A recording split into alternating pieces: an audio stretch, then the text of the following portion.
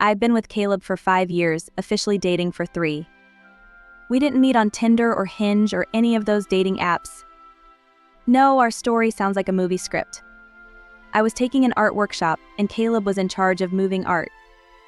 Due to a technical glitch with the electronic locking system, we were both trapped in the gallery's storage room late in the afternoon. There was no phone signal, no windows, and only a protein bar he pulled out of his jacket pocket. We sat on the floor, surrounded by statues draped in ghostly white cloth, and talked for over 2 hours while someone opened the door. I remember Caleb telling me about when he had a guinea pig named Bruce, and I confess that when I was a kid, I thought Caravaggio was a type of pasta. We laughed more than I thought was possible under those circumstances. When the door opened, instead of rushing out, he turned to me and said, "This is the luckiest accident of my life," then held out his phone and asked me to give him his number. That was the beginning. I believed our relationship was the kind of thing people wanted. Caleb was thoughtful, funny, a little quirky, but he always made me feel loved. We moved in together 2 years ago in a small house with a sunny porch. He loved to cook. I loved to garden. Friends said we were made for each other. We had a group of friends in common, and we would get together on the weekends to play board games or have BBQs. And while we had the occasional spat like any other couple, I never thought our relationship would fall apart like this. Caleb always remembered my birthday, hugged me from behind when I cooked dinner, and kept my favorite bottle of wine handy after a bad day at work. I'm not saying our relationship was perfect, nothing is, but I did trust him. I used to think if there was anyone I wanted to spend the rest of my life with, it would be Caleb. I was completely wrong. I think the first moment when things started to unravel was 3 weeks before my birthday. Caleb told me that his company had suddenly scheduled a mandatory retreat for the weekend of my birthday, and he couldn't say no. He looked at me with a regretful look on his face, repeating over and over that he really didn't want to go, that he'd tried to reschedule but his boss wouldn't let him, that he was mad that he was being forced to be away from me on that occasion. I remember trying to be understanding, trying to swallow my disappointment and say that it was okay, we could celebrate my birthday late, as long as he kept his promise to make it up to me later.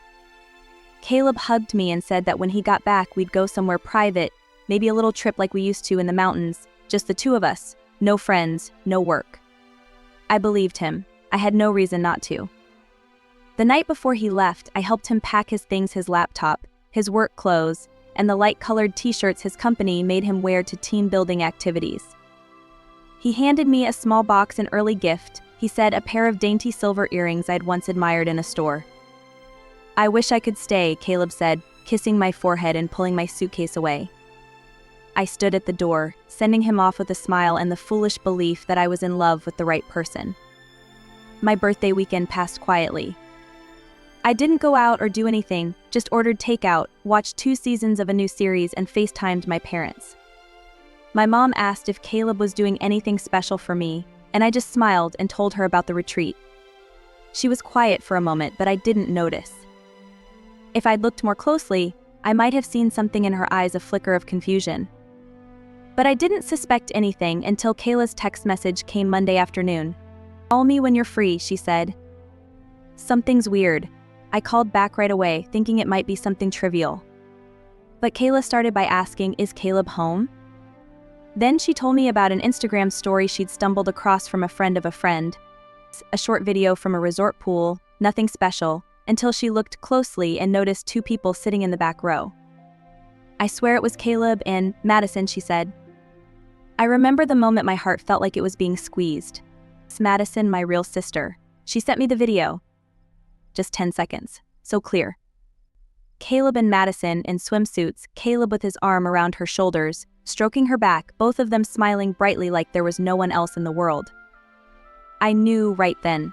Every word, every hug, every promise Caleb had made all this time, it was all an act.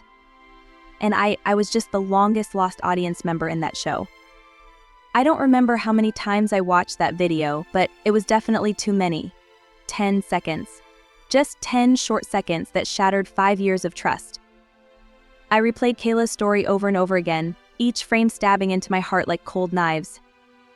There was no mistaking it. Caleb was wearing the silver gray tank top I'd packed in his suitcase, and Madison was wearing the earrings I'd given her for her birthday last year. The two of them sat close together at the pool, Caleb's arm around her shoulder, his other hand slowly stroking Madison's lower back as if they were used to it. Madison tilted her head, resting it on Caleb's shoulder, and they both smiled a comfortable, unguarded, unabashed smile. As if nothing was wrong, as if I had never existed. Not the furtive glances of someone who had done something wrong. Nothing in their expressions that suggested a shred of remorse or fear. And that was what killed me the most. I sat there for a long time, my mind so blank that even the air conditioning sounded like a scream. I kept thinking that, if I had ever been betrayed, at least the other person would have hidden it, would have felt ashamed. But no, Caleb not only lied to me, he didn't even bother to hide it.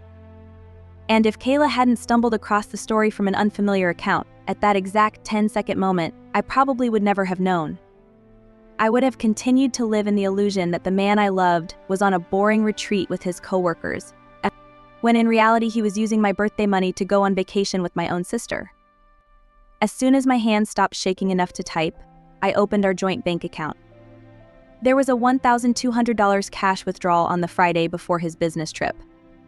I transferred it to Caleb's personal account I still had access in case of emergency, because we had agreed to do so before. Nothing suspicious.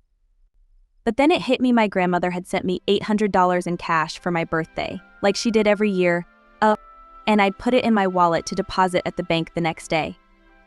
When I opened my wallet, the money was gone. My heart skipped a beat, and then everything in my head started to piece together like a cruel puzzle. I called the resort, pretending to be an employee who needed a receipt for a report. The operator was helpful, found Caleb's name, confirmed the romantic weekend getaway, package for two, paid for it with $800 in cash and the rest by credit card. I thanked her, hung up, and sat there in silence. Caleb had used my birthday money to take my sister on vacation. I didn't know whether to cry, scream, or laugh bitterly. But the only thing I knew for sure was that there was nothing left to believe in. I think the part that hurt me the most wasn't that Caleb had cheated on Madison, it was that he did it all with my money. My birthday money. Money my grandmother had sent me every year since I was in high school, always a small but thoughtful sum. This year, she sent $800 in cash, carefully folded in a handwritten card that said, "A Happy New Year to my dearest child." I remember carefully tucking it into my wallet to deposit the next day, but then forgetting about it because of work. By the time I opened my wallet to check, it was empty. Not a single note, no trace. That was how I felt, the feeling of someone stealing the breath from my chest without warning. I didn't want to believe that Caleb had done it, so I started going through everything. The joint bank account, just as I remembered, had a $1,200 cash withdrawal on the Friday before my birthday. No note, no reason, no receipt. I checked the confirmation email the spa staff had sent me, and it matched almost perfectly, $800 cash and $150 credit, with the rest to be paid later. The package was for 2 people, 3 days and 2 nights, including a candlelit dinner, a couple's massage, and a private outdoor bath. I read every line and felt like throwing up. Not for the content, but for the thought of Caleb and Madison experiencing each of these things together, with my money, with a gift from my grandmother. I didn't stop there. I went through the entire spending history for the past 3 months and found things I'd never noticed before. There were items labeled groceries that cost hundreds of dollars and didn't include any food in the house. There were Airbnb deals over the weekend that I distinctly remembered Caleb saying he was meeting a business partner out of town. There was a $300 necklace ordered online 3 days before Madison's birthday, but Caleb had never given me jewelry that expensive. I felt like I was peeling back layers of the mask from the man I thought I'd marry, and each layer revealed a new betrayal. I stopped crying. The hurt had given way to something else, a cold, terrifying clarity. I started taking pictures of everything, spa receipts, bank records, screenshots of the video Kayla sent, and strange transactions on my card. I knew I had to prepare for what was coming. I was no longer the girl who believed in corporate retreats. I was the woman who was going to expose the truth, and this time, Caleb wouldn't be able to hide. I waited until that evening, when Caleb walked into the house with a fake tiredness and a small smile as if everything was normal.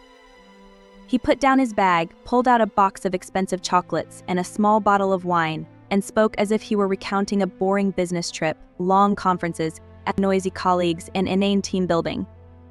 I sat on the couch, laptop on my lap, clutching the phone with the video Kayla had sent me. I stared at him for a long time without saying anything. Caleb paused, looking confused. He asked me why I hadn't said anything. I didn't answer. I just held out my phone and played the video from the pool. 10 seconds. Enough to end 5 years of relationship. Caleb stared at the screen, and for a moment I saw his face pale. He opened his mouth to say something, but I didn't give him the chance. I quietly opened the next tab on my computer, a spa reservation receipt, with his name, the date, and the words romantic weekend getaway for 2. His eyes wavered, his lips moved, but I didn't look away. I asked just one question: where's my birthday money? That was when he broke down, not in a contrite way. No tears, no apologies, just his face went from worried to cold, then hard, as if someone had flipped a switch. He sighed, shrugged, and said bluntly, "Yeah, I took the money." "So what?" Before I could react, he continued, "You always pretend to understand, but you never really made me feel like myself.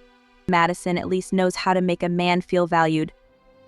I thought I would break down when I heard those words, but strangely, I didn't feel hurt anymore. Just empty. No more anger, no more love, no more nothing. There was a silence so long I could hear the dishwasher in the kitchen chugging. I stood up, said nothing, went straight to the bedroom, and closed the door. Behind the door, I heard him on the phone to someone, Madison, obviously whispering urgently, "She knows." I didn't listen. I took out a notebook and began writing. Things to do, things to bring, papers to back up. I searched online for a lawyer, scheduled an appointment with a financial advisor, texted my cousin about the vacant house he was renovating. All in silence, no tears, no drama. I didn't need to scream at Caleb for justice.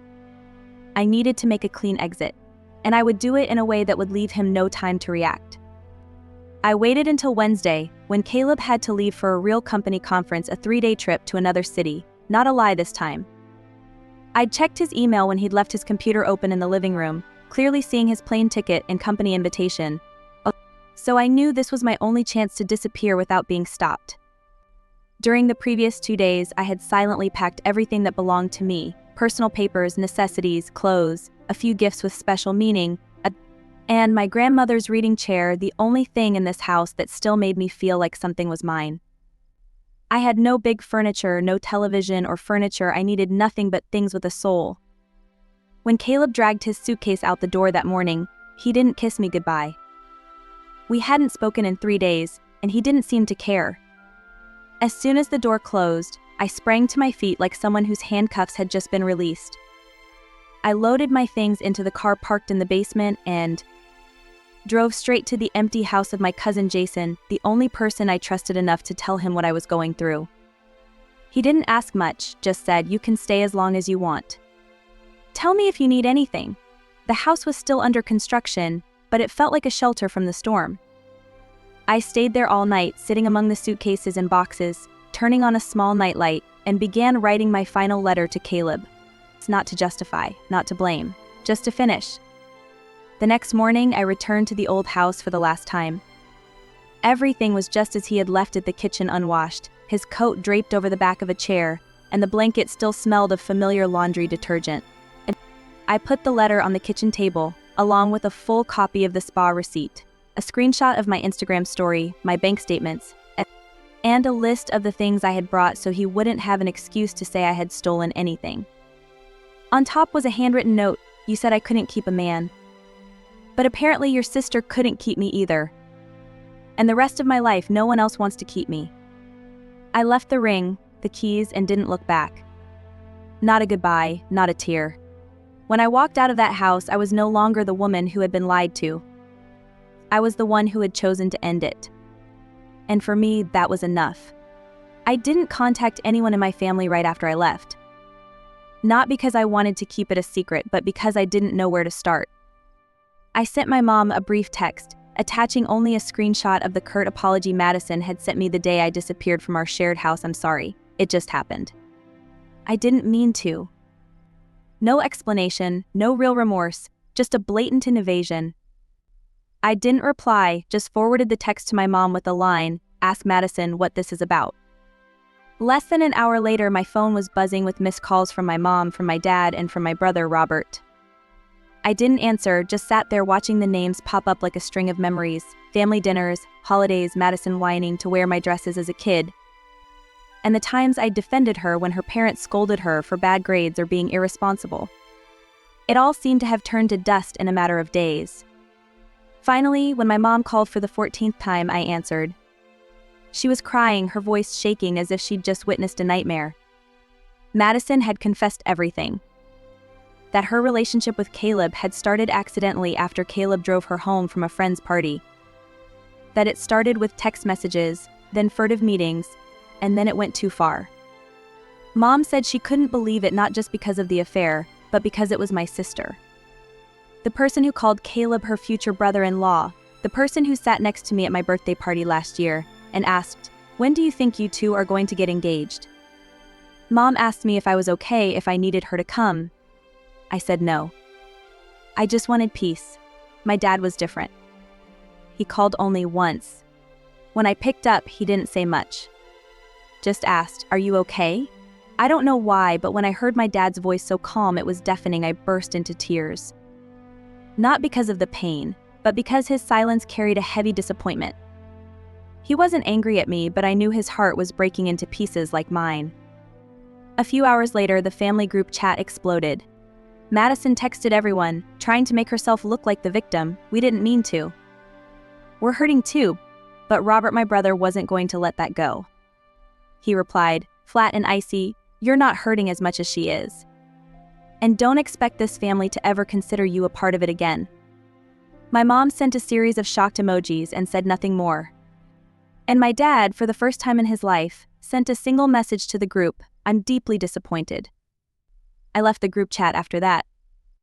Not because I wanted to cut it off, but because I couldn't stand seeing Madison trying to salvage her image as if what she did wasn't the worst betrayal imaginable. In a family that was once close, once loving, it chose to become the deepest cut. And while I didn't know what the future held, I was certain of one thing: things would never be the same again. After my dad's messages appeared in the group chat, I thought Madison would finally quiet down, but she didn't.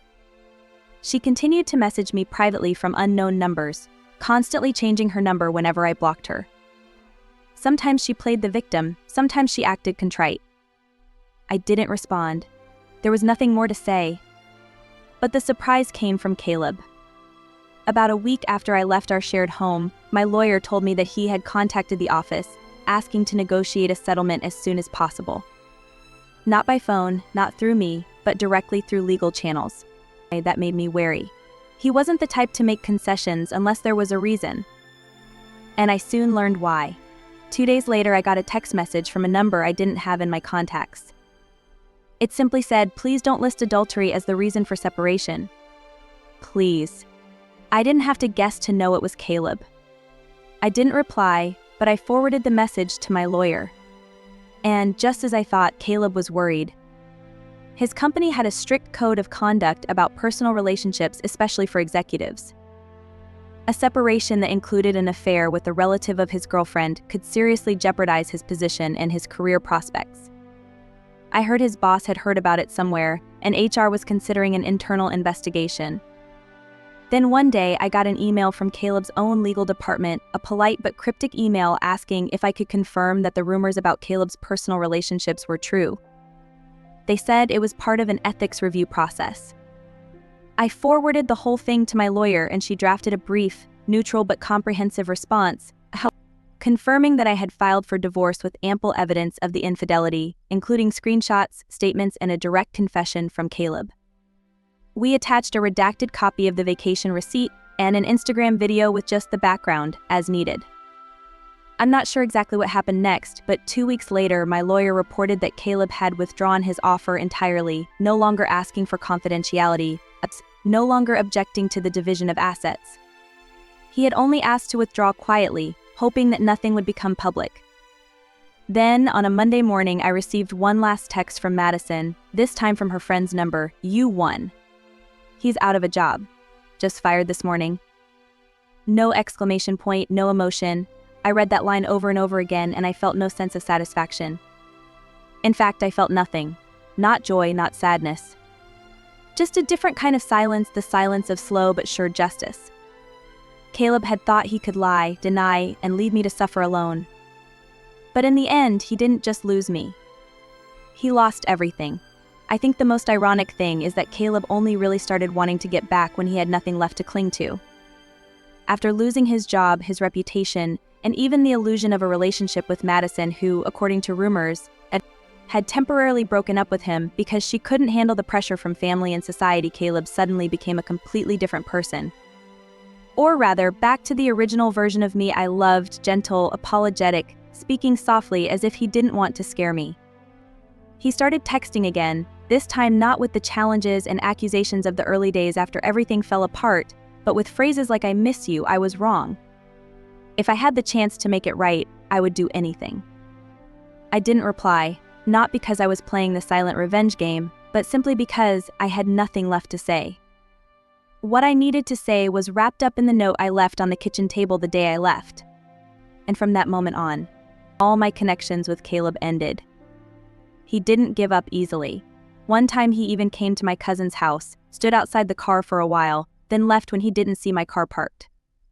Another time, he left a paper bag by the door. Inside was a bottle of wine I used to like, an old notebook we had together, and a 3-page handwritten letter.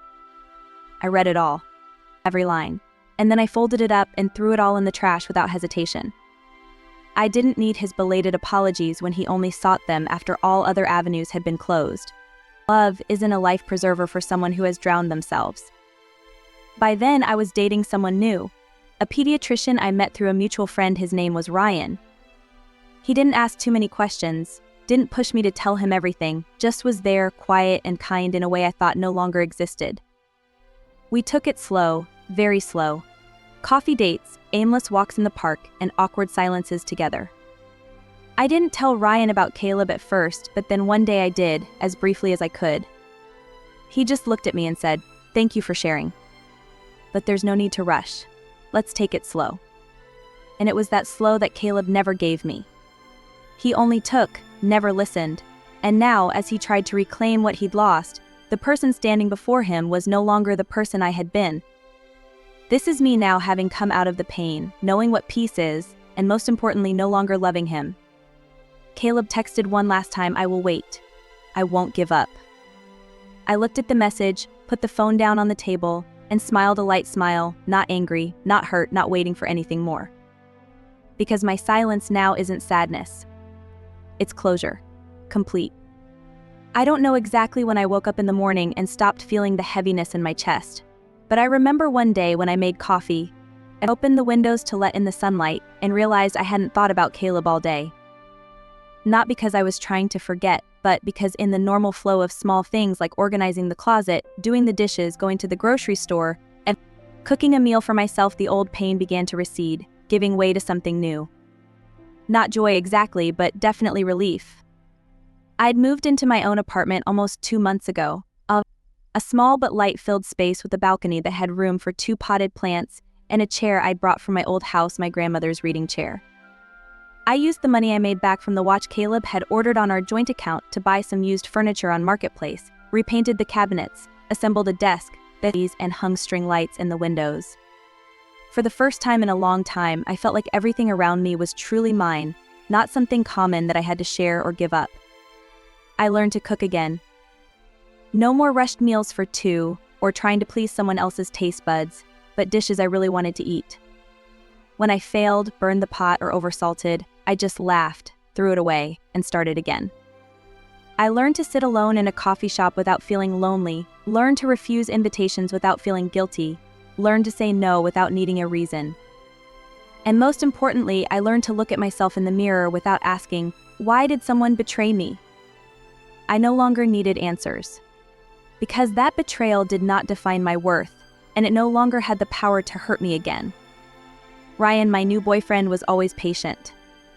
He never forced me to open up, but he was always there when I needed him. There were days when I still felt fragile, as if the mere mention of Madison's name would shatter me. But unlike before, I no longer avoided it. I could talk, I could cry, and then I could wipe my own tears. Not because I wanted to be strong, but because I was truly starting to heal. I also booked a short trip for myself, my first solo trip. A small cabin by the sea, no internet, no schedule. I planned to bring a few books, a quiet playlist, and myself, the broken, reborn, and learning to love version of myself. No need for witnesses, no need for validation. All I know is I've been through the darkest days, and now the light is slowly coming back. If you've made it this far, thank you for taking the time to listen to my story. Not everyone has the patience to walk through all those dark corners with someone. And if you're in a similar situation, or have ever felt like you weren't good enough, weren't loved right, or were betrayed to the point of doubting your worth, let me say this, and you weren't wrong to trust, but the person who betrayed you was wrong to take advantage of it. There's one thing I've learned from all this: people can hurt you, but they don't get to define you. What you give, love, kindness, trust, is never wasted, even if the recipient doesn't deserve it. Because those things are a reflection of your inner self, not theirs. And you don't have to be cold or cynical to protect yourself. You just have to learn to step back at the right time, leave the right person, and save your heart for those who appreciate it. Learn to love yourself not by saying empty slogans, but by doing them every day, eating well, getting enough sleep, keeping yourself clean and tidy. That's living in a space that makes you feel safe. Don't forget that you deserve to be loved properly because of someone else. And if you haven't felt that from anyone else, start with yourself. That's the first relationship to heal. If you have a friend who's hurting, be there for them, but don't try to fix them. Sometimes all they need is a silent, non-judgmental presence. And if you're the one who's picking yourself up after a fall, don't be afraid to go slow. Peace doesn't come from speed, it comes from stability. I don't tell this story to cause outrage or to make anyone choose sides. I tell it because I know there are many people who suffer in silence, just as I once did. And I hope this story serves as a reminder that you are not alone, and you have the power to choose your own life, regardless of what others have done to it. If this story speaks to you in any way, whether it's comforting, empowering, or simply relatable, please subscribe so I can continue to share stories like this. Not just mine, but real slices of life, brokenness, and recovery. Because sometimes all it takes is the right story to get you started again,